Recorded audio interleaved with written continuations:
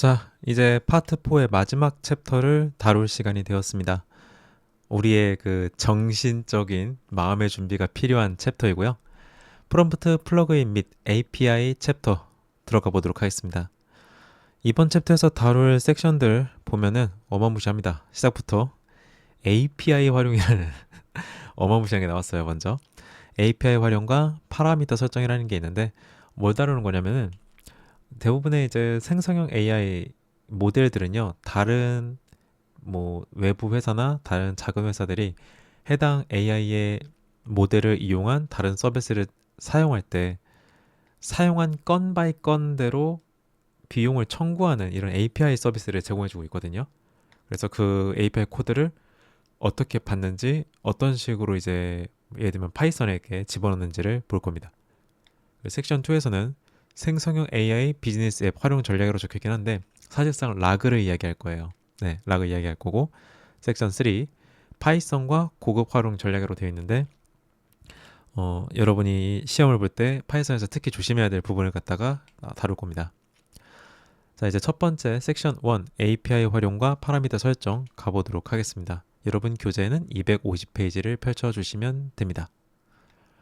자, 여기서 랭체인이라는 게 나오는데요. 프레임워크의 한 종류라고 봐주시면 될 것 같습니다.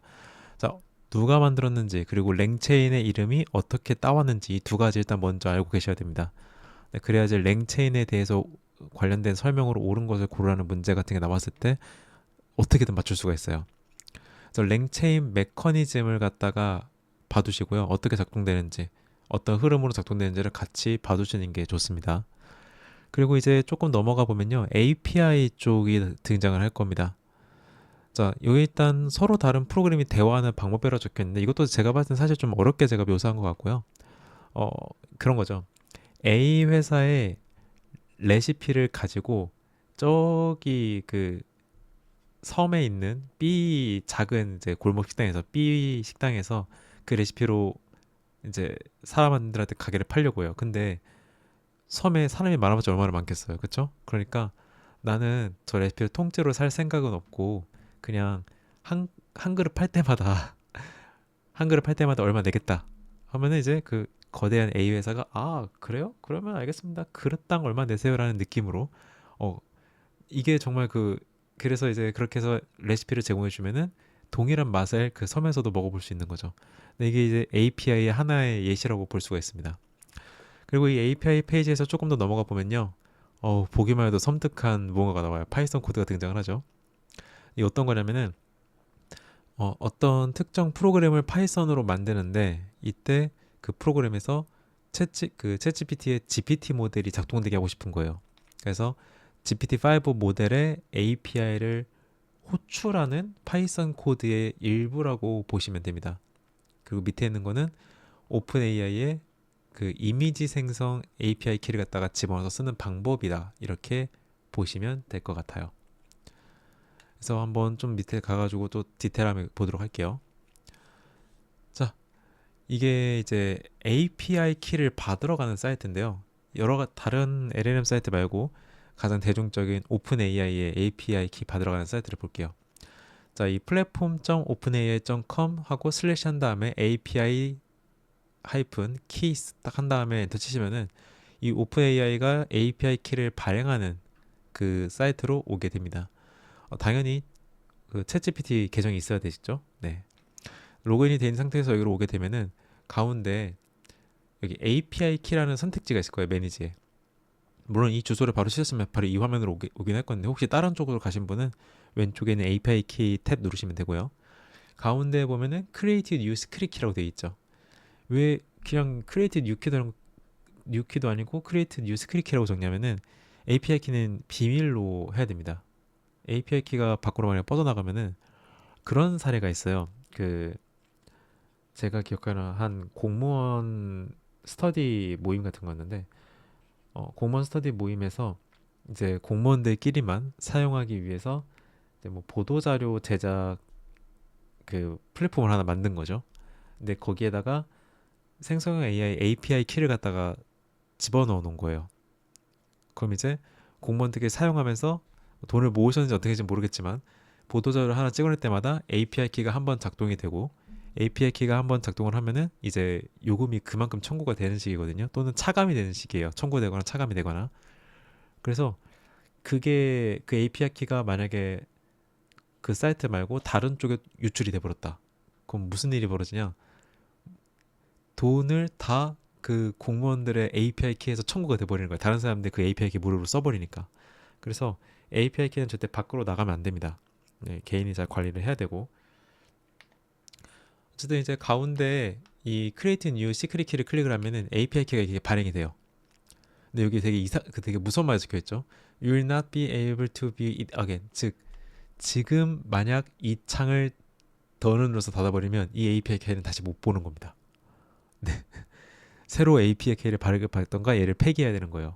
그래서 만약에 API 키를 갖다가 오픈AI에서 만약에 발급받으면은 이거 꼭 카피 눌러가지고 어디다가 적어놔야 됩니다. 메모장에다가 붙여넣기 해가지고 잘 어디 PC에다가 저장해 놓거나 뭐 카카오톡 4개 보내기로 보내놓거나 해가지고 API 키를 빼놔야 돼요. 그런데 API 키 앞에 보면요, 그 되게 익숙하죠. SK? 내가 알고 있는 그 SK인가? 생각할 수도 있는데 저희 SK는 시크릿 키를 말하는 겁니다. 시크릿 키하고 SK인 거고 그 다음에 따라오는 건 PROJ. 이거는 딱 보니까 뭐겠어요? 프로젝트 키를 갖다가 의미하는 표현입니다. 그래서 이 뒤에 있는 되게 복잡한 그 특수문자에서 적혀있는 코드 같은 게 있을 거예요. 문장 보선택 있고 그걸 다 얘까지 포함해가지고 API 키라고 보는 겁니다. 그래서 처음에 카피해가지고 잘 챙기시고 그 다음에 done을 누르잖아요. 그럼 이제 API 키가 만들어져요. 그 상태에서 왼쪽에 이 사용량 부분이 있죠. 얘를 클릭하면 여러분이 얼마나 썼는지가 이제 여기 출력이 되는 겁니다. 그래서 API 키는 사용한 만큼 비용이 차감되는 종량제 구조예요. 네, 그렇게 알고 계시면 됩니다. 자, 이번엔 259페이지 한번 펼쳐볼게요, 여러분. 259페이지. 방금 전에 봤던 건 이제 텍스트랑 이미지 생성을 할 때 텍스트 이미지 사이트에서 API 키를 카피해가지고 이제 오는 방식이었던 거고, 동영상 생성 작업할 때도 API 키를 갖다가 카피하는 그 방식이 있습니다. API 키를 써요. 동영상 작업할 때도. 이건 이제 런웨이에 있는 걸 갖다가 가지고 온 건데 여기만 제가 따로 발췌해 놨죠. 왜 이것만 따로 발췌했냐? 좀 고유의 기능이나 고유의 소프트웨어 같은 게 필요한 경우에는요. 단순하게 그 키만 들고 오는 게 문제가 아니라 그 SDK라고 불러가지고 이 프로그램 런웨이 API를 갖다가 구동시킬 때 필요한 프로그램도 사전에 설치해야 됩니다. 이걸 이제 SDK 패키지라고 불러요. 그래서 미리 설치하는 코드예요. 지금 보면 여기 API 키가 아니죠. 보니까 생긴 게 API 키가 아니라 SDK를 설치하는 거고 SDK 설치를 다 끝마치고 나서 그 다음에 이제 이 런웨이의 API를 갖다 불러오는 식인 거죠. 네.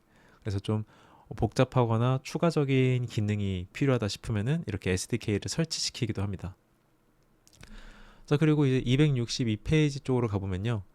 텍스트 하이퍼 파라미터가 등장을 합니다. 네, 텍스트 하이퍼 파라미터가 등장을 해요.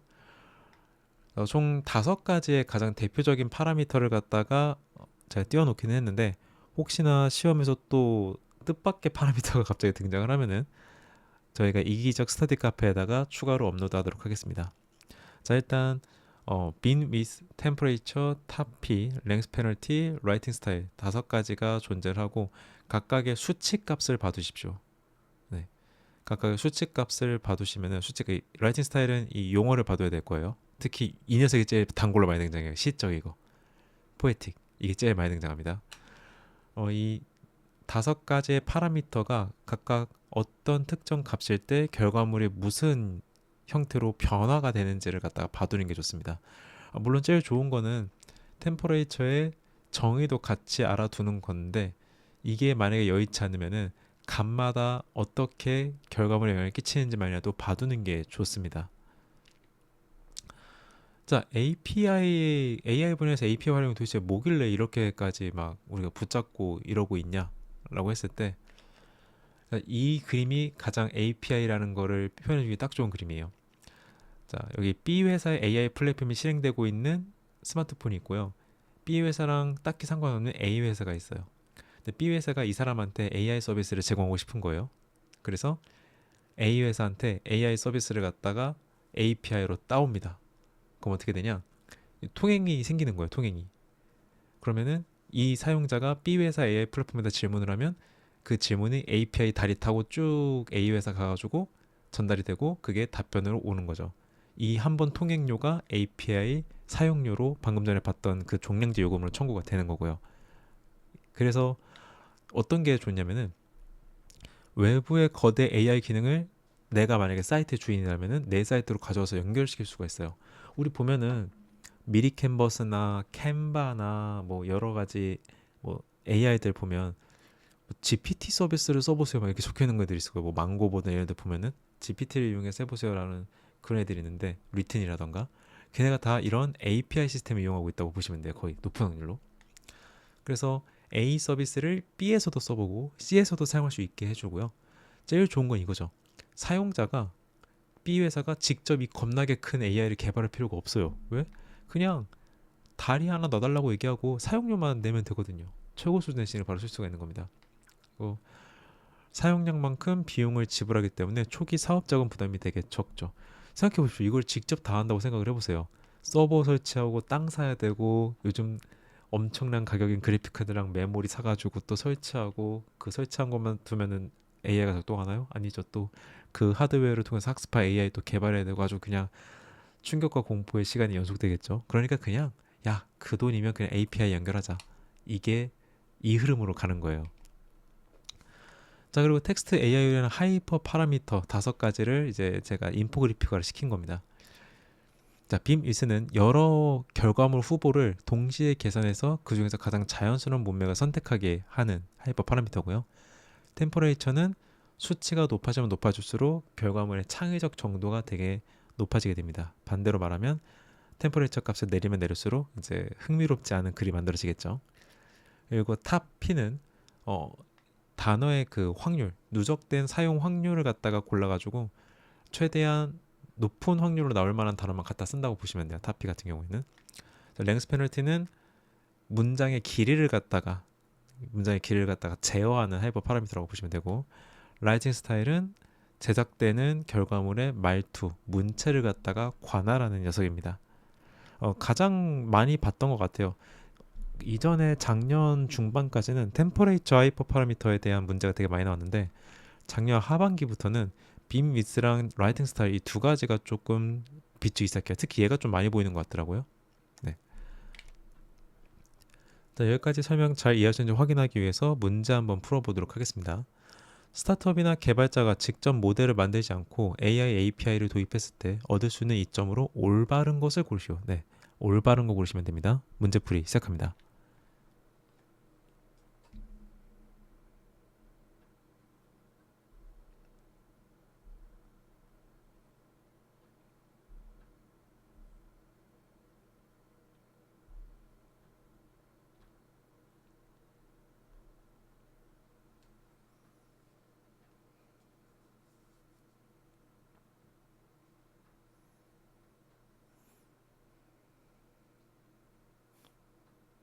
자, 볼까요? 1번. 직접 모델을 개발하지 않아도 되지만 최고 수준의 진행을 사용하기 위해서는 반드시 수십억 원의 초기 서버 구축 비용을 선불로 지불해야 된다. 이거 안 하려고 API 쓰는 거잖아요. 그쵸? 1번 아니고요. 2번. 내 서버의 부담을 줄여주는 효과는 있으나 API는 외부 통신망을 사용하므로 사용자 질문을 처리하는 속도가 자체 개발 모델보다 무조건 느리다는 단점이 있다. 아니죠. 아니요. 자체 개발 모델보다 무조건 느리지는 않습니다. 네, 오히려 API가 더 빠를 수도 있어요. 통신망을 더 좋은 걸 쓸 수도 있는 거 아니겠어요? 서버의 또 퀄리티에 따라 다를 수도 있으니까요. 3번. 직접 모델을 개발하지 않아도 최고 수준의 AI 진행을 즉시 사용할 수 있으며 사용량만큼만 비용을 지불하는 구조라 초기 사업 자금 부담이 적다. 3번이 정답 후보죠? 4번. 사용량만큼 비용을 지불하는 것은 맞지만 API를 사용하면 모든 사용자 데이터 처리를 서버 내가 전담해야 하므로 하드웨어 유지 보수 비용이 급증한다. 어, 자, 이거는 헷갈릴 수도 있는데 엄연히 API를 사용한다라는 거는 그 AI를 실제로 소유하고 있지 않다는 소리겠죠? 그쵸?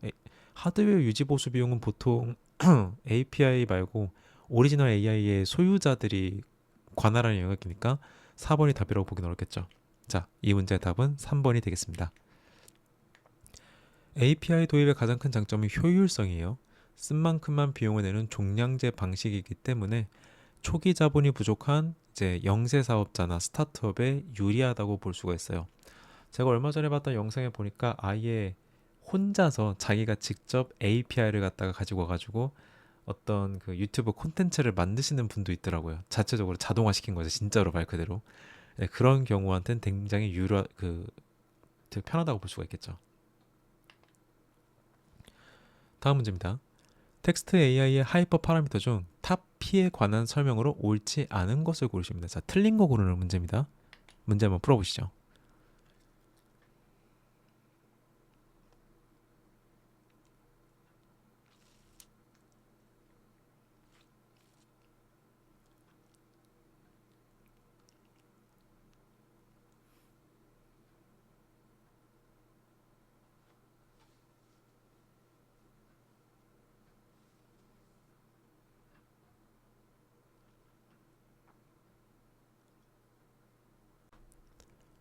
자, 이제 한번 문제 풀어보죠. 1번. 확률 분포에서 누적 확률이 특정 임계값에 도달할 때까지의 단어들만 후보군으로 선정한다. 그쵸, 맞죠? 확률 분포상에서 특정 수준 이상의 단어들만 선별하는 거니까 맞고요. 자, 2번. 문장 생성 시 여러 경류를 병렬로 탐색하여 전체 문맥의 자연스럽게 최대화하는 방식으로 작동한다. 이건 타피랑 전혀 상관이 없는 기능이거든요. 타피는 어디까지나 사용되는 그 단어들에 영향을 끼치는 거지 문맥에 영향을 갖다 끼치진 않습니다. 자, 2번 일단 옳지 않은 거 고르는 거니까 2번이 정답 후보로 두고요. 3번. 확률이 매우 낮은 비논리적 단어들을 후보에서 제외하여 일관성 있는 출력을 유도한다. 그쵸.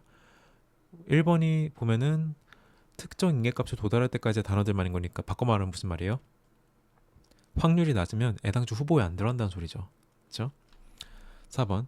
뉴클리우 샘플링이라고 부르며 동적으로 후보 단어의 범위를 조정하는 샘플링 기법이다. 근데 맞아요. 이렇게 부릅니다. 뉴클리우 샘플링이라고 불러요. 자, 그럼 정답은 2번이 되겠네요. 잘못된 설명은 2번이 됩니다.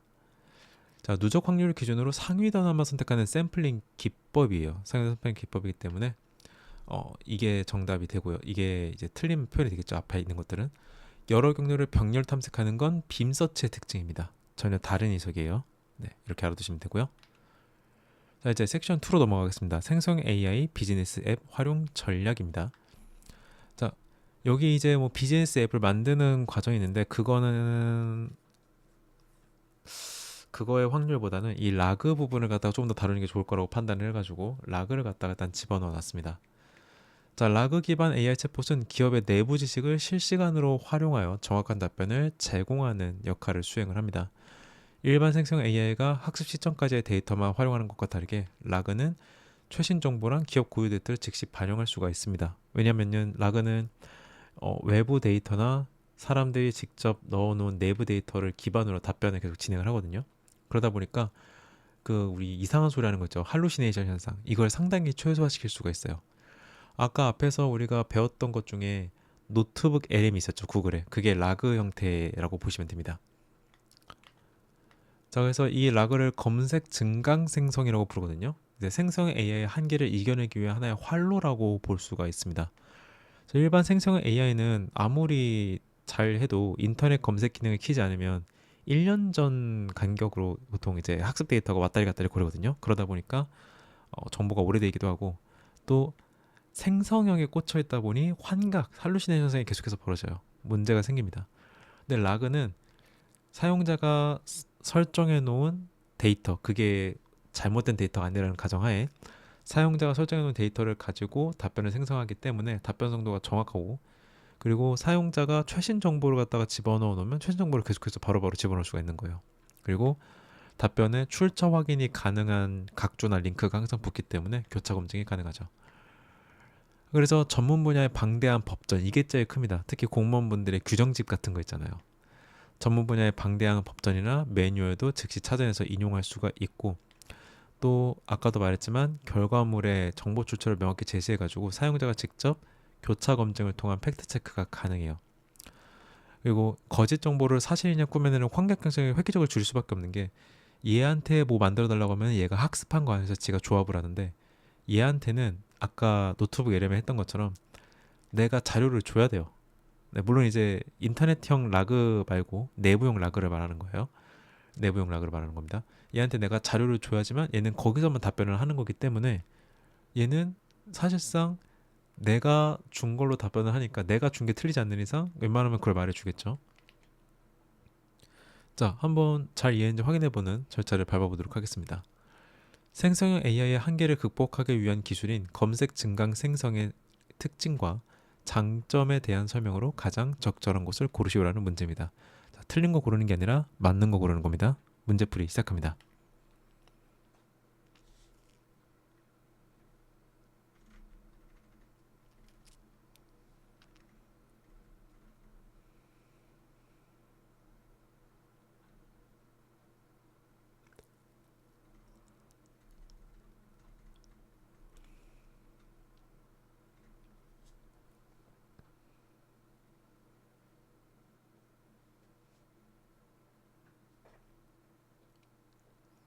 자, 함께 풀어볼까요? 1번. 모델 전체를 재학습시킬 필요가 없이 외부 데이터베이스의 정보만 최신으로 교체하면 성능 향상과 최신 정보 반영을 기대할 수 있다. 정답 후보죠. 일단 픽스해두고요. 2번. 실시간 정보를 반영할 수 있다는 장점이 있지만 새로운 데이터를 적용하기 위해서는 반드시 파운데이션 모델의 파라미터를 처음부터 다시 학습시켜야 된다. 안 돼요. 이거 아닙니다. 네, 이건 이러면 어렵죠. 락을 쓰기가 어렵겠죠. 3번. 환각 현상을 줄여주는 기술이지만 정보의 출처를 제시하는 기능은 기술적으로 구현이 불가능하여 사용자가 팩트 체크를 할 수가 없다. 아니죠. 락은 정보의 출처를 제시해 줍니다. 각주 형태로 제시하기도 하고 링크를 달아주기도 해요. 4번. 전문 분야의 데이터를 처리할 수 있으나 법전이나 매뉴얼 같은 대용량 문제는 검색 속도 저하 문제로 인해 실시간 인용이 불가능하다. 자, 아까 전에 잠깐 등장했던 노트북 LM에 집어넣을 수 있는 PDF 분량을 제가 테스트를 해보니까 PDF 문서 하나에 페이지가 500페이지쯤 되는 영어 보고서였거든요. 그것도 소화합니다. 네, 그래서 4번도 답이 될 수가 없죠. 정답은 1번. 모델 전체를 재학습시킬 필요 없이 외부 데이터베이스의 정보만 최신으로 교체하면 성능 향상과 최신 정보 반영을 기대할 수 있다. 이게 답이 됩니다.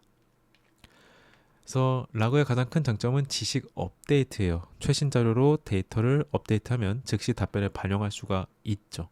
그래서 데이터의 유지 보수가 매우 효율적입니다. 자, 파트 4의 마지막 파트 4 마지막 챕터의 마지막 섹션이죠. 파이썬과 고급 활용 전략입니다. 여기서는요, 지금 이 슬라이드만 봐도 내가 좀 정신이 아찔하다 하시면요, 파트 5로 점프했다가 파트 6까지 하시고 시간이 남다 싶으면 여기로 오시는 걸 권장을 드립니다. 여러분 교재에서 272페이지거든요. 여기는 진짜 나한테 남은 시간이 별로 없으면 정말로 라이브러리란 무엇인가 이 정도까지만 어떤 건지 알겠죠? 정성적인 서술 내용만 좀 보고 이 각각의 라이브러리 명칭은 내가 기억력이 정말 좋은데 시간이 짧다 하시는 분들만 훑어보시면 됩니다. 그게 아니면 좀 적정 시간을 들여서 보셔야 돼요. 지금 이 슬라이드 상에서는 한 슬라이드로 제가 추려놓긴 했는데 실제로는 라이브러리 개수가 되게 많을 겁니다. 네, 클래스도 되게 많을 거고요. 자, 파이썬은 1991년 귀도반 로썸이 개발한 고급 프로그래밍 언어고 읽기 쉽고 배우기 쉬운 문법이 특징이다. 네, 이 정도 알고 있으면 돼요. 파이썬에 대해서 물어보는 문제가 많이 나오면. 자, 그리고 두 번째 라이브러리입니다. 파이썬 자체가 코드를 짜는 프로그램인데 우리가 알고 있는 그런 막 게임이라던가 여러 프로그램들을 만들 때마다 수두를 빽빽하게 코드를 갖다 새로 짜면은 그거 사람이 못할 일이잖아요. 그러니까 특정 기능을 수행할 수 있는 그 코드가 묶여 있는 패키지가 있어요. 밀키트가 있어요. 그걸 이제 라이브러리라고 부릅니다. 그래서 특정 기능을 수행하는 코드들을 미리 작성해서 모아놓은 도구 모음 같은 거고, 얘네를 이용하면 개발 시간을 대폭 단축합니다. 그리고 수천 명의 사람들이 수만 명의 사람들이 사용하는 그 라이브러리들은 기본적으로 검증이 돼 있겠죠. 그러니까 어때요? 버그 발생 확률도 되게 줄을 거고, 그리고 혹시나 누군가가 코드를 개선하면은 더 품질도 향상시킬 수가 있겠죠. 자, 파이썬에 내장된 기본 라이브러리 같은 것들이 존재하는데 각각의 라이브러리가 어떤 기능을 수행하는지를 알아둬야 됩니다. 왜냐하면 추후에 이제 문제에서 다음은 파이썬 내장된 기본 라이브러리의 목록이다. 이 중에서 설명이 잘못된 것을 고르시오라는 무시무시한 문제가 나올 수도 있습니다. 이 라이브러리를 어떻게 쓰는 거냐? 이게 이제 파이썬 코드거든요. 파이썬 코드에서 이 데이트 타임이라는 라이브러리, 데이트 타임 있죠? 데이트 타임이라는 라이브러리를 코드에다가 집어넣을 때 앞에다가 임포트 넣고 라이브러리 이름을 적은 거예요. 그러면 이 데이트 타임 라이브러리의 데이터가 안에 다 들어가죠. 도구들이. 근데 간혹 이렇게 적혀 있는 애들이 있어요. 임포트가 들어갈 이 자리에 from transformer import pipeline 이렇게 되어 있는 거 보이죠? 이것도 라이브러리거든요. 트랜스포머라는 라이브러리인데 이건 뭘까요? 얘는 임포트고 얘는 from이 들어갔는데 뭐죠? 자, 이건 어떤 경우에 쓰는 거냐면은 트랜스포머라는 라이브러리 안에서 특정 기능만 호출할 때 쓰는 겁니다. 네, 그때 from transformer import pipeline이라는 말을 써요. 아니, 뭔 소리야? 그냥 이렇게 해가지고 이 안에 있는 기능 다 들어가는 거 아니냐?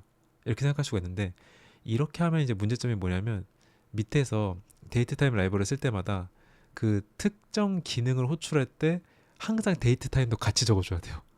라이브러리 이름을 적고 그 다음에 점 찍고 그 데이트 타임 뒤에 데이트 타임 안에 있는 도구의 이름을 또 적어줘야 돼요. 그러니까 어떻게 돼요? 코드가 길어지는 거죠, 상대적으로. 근데 만약에 내가 이렇게 이제 매번 자주 쓸 만한 도구를 이 방식으로 한번 불러내잖아요. 그럼 밑에 가서 그냥 파이프라인만 얘기하면 되는 거예요. 앞에 트랜스포머를 적을 필요가 없이. 이해됐죠? 그러니까 코드의 길이를 갖다 단축하려고 할 때 라이브러리를 불러올 때 코드의 길이를 단축해야 된다 싶으면은 라이브러리를 프롬 라이브러리를 한 다음에 임포트해서 특정 기능만 호출해서 가지고 오는 겁니다. 이 정도까지만 설명했는데도 정신이 아찔하면은 잠깐 파트 5로 도망갔다고 오시는 걸 권장을 드릴게요. 자, 그리고 조금 더 가보면 이제 파이썬의 구성 요소에 클래스라는 부분이 있는데 클래스가 있는데 또 객체가 있고 막 뭐야 이건 쉽죠. 예외 처리가 있고. 자, 이 부분은 뒤에서 설명을 할게요. 네. 이 예외 처리는 뭘 말하는 거냐면요. 오류가 발생했을 때 어떤 작업을 수행하게 할 건지를 정의한 겁니다. 그렇게 알고 계시면 돼요. 예외 처리는 그런 거예요. 오류가 터지면 어떤 작업을 수행해라. 이거 보면 적혀 있잖아요. 오류가 발생하면 오류 메시지를 출력하라고 정의가 되어 있는 거예요. 자, 일단 다시 보죠. 파이썬과 라이브러리. 자, 파이썬은 영어 문장 읽듯이 코드를 이해할 수 있는 직관적 문법 구조를 제공하는 그런 환경인 거고, 파이썬 라이브러리는 특정 기능을 수행하는 코드를 미리 작성해둔 재사용 가능한 모듈 패키지예요. 그리고 파이썬 클래스는 객체를 만드는 설계도. 자, 이 객체라는 건 뭔 소리인지는 이 다음 슬라이드에서 설명할 겁니다. 설계도라는 걸 아세요? 파이썬 클래스는 설계도를 말하는 거다. 자, 이게 이제 객체를 설명하기에 딱 좋은 상황입니다. 자, 먼저 파이썬 코드를 갖다가 짰어요. 네, 파이썬 코드를 클래스를 보고 짰어요. 설계도를 보고 짜고 다 짜고 나서 코드를 실행시키죠. 그럼 어떻게 되냐? 코드를 실행시키면 여러분 컴퓨터에 이제 메모리로 로드가 돼요. 이 파이썬 코드로 만든 프로그램이 메모리로 로드가 되고 이 메모리 안에서 이제 이 프로그램을 구성하는 여러 기능들이 있어요. 예를 들면 우리 카톡 프로그램이 있으면 카톡 안에 키보드를 띄우는 객체가 있을 거고 화면을 띄우는 객체가 있을 거고 프로필 사진을 불러오는 객체가 있을 거고 프로필 사진을 크기를 제어하는 또 그런 기능들이 다 있겠죠. 여러 기능들이 있겠죠. 그걸 다 객체라고 불러요. 프로그램 하나를 구성하는 것들이에요. 네. 그래서 이 객체가 협력해가지고 하나의 프로그램으로서 기능하게 됩니다. 그래서 이걸 객체라고 부릅니다. 하나의 프로그램이 작동하게 하는 여러 협력 구성 요소들을 객체라고 부른다. 이렇게 알고 있으면 돼요. 자, 이렇게 봐두고 자, 잠깐 머리를 살짝 식히면서 여러분 교재 281페이지를 볼게요. 자, 이게 파이썬이 없더라도 여러분 컴퓨터에 파이썬이 설치가 되어 있지 않더라도 여러분이 파이썬 테스팅을 해볼 수 있는 곳입니다. 구글 코랩인데 코랩이라고 이거 검색하시면 바로 뜰 거예요. 구글이 제공하는 클라우드 기반의 무료 이제 환경이고 여기서 파이썬 기반으로 코드를 갖다가 실행시켜서 테스트를 해볼 수가 있습니다. 그래서 지금 이게 코랩의 환경이고 보면 밑에 제미나이가 달려있죠. 무슨 말이냐면 여기다가 직접 코드를 입력하고 재생 버튼을 눌러서 활성화시켜 볼 수도 있고요. 아니면 여기다가 오모에 필요한 코드를 작성해주도록 입력하고 전송을 누르면 코드를 짜서 여기다가 주기도 합니다. 자, 지금 여기 빈칸에다가 이거 입력한 거예요. try, height, weight 하면서 키랑 몸무게를 입력하게 하는 걸 호출하게 한 거예요. 1.5 몸무게 50 하면은 BMI 값이 계산되게 한 거죠.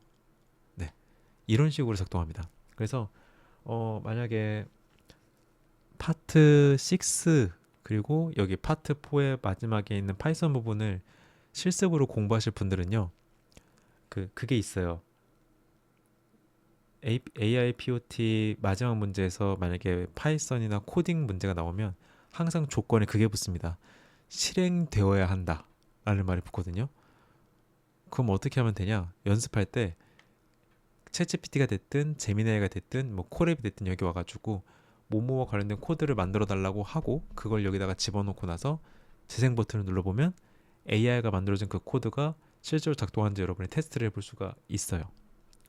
그러다가 이제 작동이 안 되는 코드가 발생을 하면 밑에다가 그 얘기를 하는 거죠. 해당 오류를 자동으로 수정해 줄 것, 뭐 해당 오류의 수정에 필요한 부분을 제시해 줄 것이라고 말하면 여러분이 생성한 코드에서 수정 사항을 제미나이가 말해 줄 거예요. 네. 물론 이제 애당초 오류가 생기면은 아마 수정하라는 버튼이 뜰 겁니다. 그래서 여기다 제미나이에다가 지금 제가 키와 몸무게를 입력하면 BMI 지수를 계산하는 짧은 코드를 제작. 그래서 방금 전에 했던 그 제미나이 칸에다가 BMI 지수를 계산하는 코드를 짜달라고 요청을 하면 이렇게 코드를 지금 짜준 겁니다. 그럼 난 여기다 재생 버튼 눌러가지고 실제로 그 코드가 작동하는지만 테스트를 해보면 되는 거죠. 이렇게 쓰시면 돼요. 그래서 콜앱을 이용해가지고 파이썬이 없더라도 여러분이 충분히 테스트를 갖다가 돌려볼 수가 있습니다. 네, 이렇게 알고 계시면 되고요. 자, 여기까지 설명을 잘 이해하셨는지 확인해 보도록 하겠습니다. 파이썬 프로그래밍에서 라이브러리의 개념과 설치 및 활용에 대한 설명으로 가장 적절한 것을 고르시오라는 문제입니다. 자, 문제 풀어보시죠.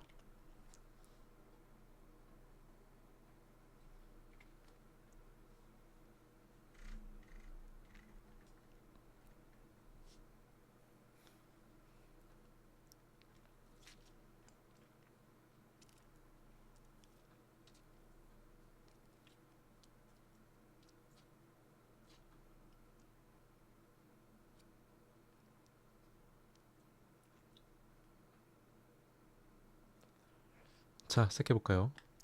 1번 특정 기능을 수행하는 코드를 미리 작성해둔 모듈 패키지이지만 파이썬을 처음 설치할 때 포함된 표준 라이브러리 외에는 외부에서 추가로 설치하여 사용할 수 없다. 틀린 말이죠. 라이브러리는 외부에서도 가지고 와서 설치할 수 있습니다. 2번 특정 기능을 수행하는 코드를 미리 작성해둔 재사용 가능한 모듈 패키지로 전 세계 개발자가 공유한 라이브러리를 필요에 따라 설치하여 활용할 수 있다. 정답 후보가 나왔죠? 2번. 3번 개발 시간을 단축시켜주는 유용한 도구이지만 보안상의 이유로 한 번 작성된 라이브러리 코드는 다른 프로젝트에서 재사용할 수 없도록 일회성으로 제한한다. 네, 말도 안 되는 이야기고요. 4번 전 세계 개발자가 공유한 코드를 사용할 수 있는 시스템이나 라이브러리를 사용하기 위해서는 반드시 파이썬 인터프리터의 소스 코드를 직접 수정해야만 연동이 가능하다. 아니요, 그렇진 않습니다. 자, 그렇다면 정답은 2번이 되겠죠. 특정 기능을 수행하는 코드를 미리 작성해둔 재사용 가능한 모듈 패키지다. 자, 파이썬 라이브러리는 특정 기능을 위해 미리 작성된 코드의 집합인 모듈 패키지라는 사실 알아두시면 되고요. 호출하는 거 임포트로 호출시킵니다. 라이브러리. 네. 자, 해서 이걸로 파트 4의 챕터 4의 마지막 세 번째 섹션을 마무리하도록 하겠습니다. 저는 잠깐 쉬었다가 여러분과 함께 다음 파트 5에서 다시 만나는 걸로 하겠습니다. 그때까지 조금 쉬었다가 파트 5 챕터 1에서 뵐게요. 이따 뵙겠습니다.